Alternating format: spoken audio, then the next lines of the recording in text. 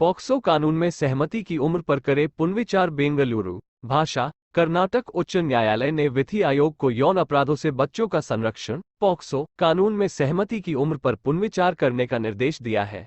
न्यायमूर्ति सूरज गोविंदराज और न्यायमूर्ति जी बसवराज की पीठ ने 5 नवंबर को दिए गए फैसले में कहा, 16 साल से ऊपर की नाबालिग लड़कियों के प्यार में पड़ने और भाग जाने तथा इस बीच लड़कों के साथ शारीरिक संबंध बनाने से संबंधित कई मामले सामने आए हैं।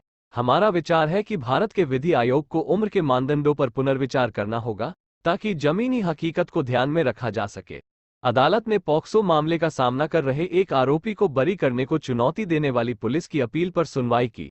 यह पाया गया कि 17 वर्षीय लड़की 2017 में लड़की के साथ भाग गई थी। लड़की के माता पिता ने शिकायत दर्ज कराई थी, लेकिन सभी गवाह मुकर गए।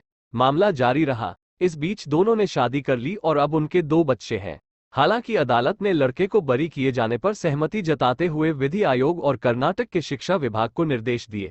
उच्च न्यायालय ने कहा कि यह पॉक्सो और भारतीय दंड संहिता (आईपीसी) के बारे में, जिसके परिणामस्वरूप युवाओं द्वारा कई तरह के अपराध किए जा रहे हैं। अदालत ने कहा, यह भी देखा गया है कि उपरोक्त कई अपराधों को नाबालिग लड़की और लड़के की ओर से ज्ञान की कमी के परिणामस्वरूप किए गए अपराध के रूप में माना जाता है।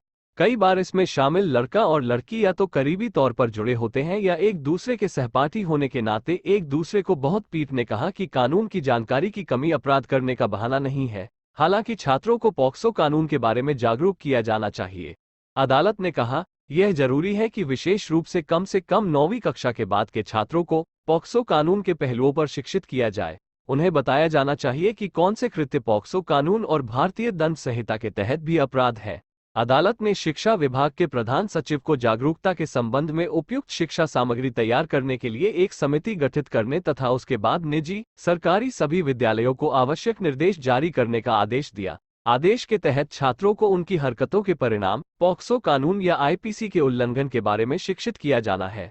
विभाग द्वारा अनुपालन रिपोर्ट दाखिल करने के लिए मामले को 5 दिसंबर के लिए पुनः सूचीबद्ध किया गया है। कमी है अच्छी तरह से जानते हैं। जागरूकता की कर्नाटक उच्च न्यायालय ने कहा।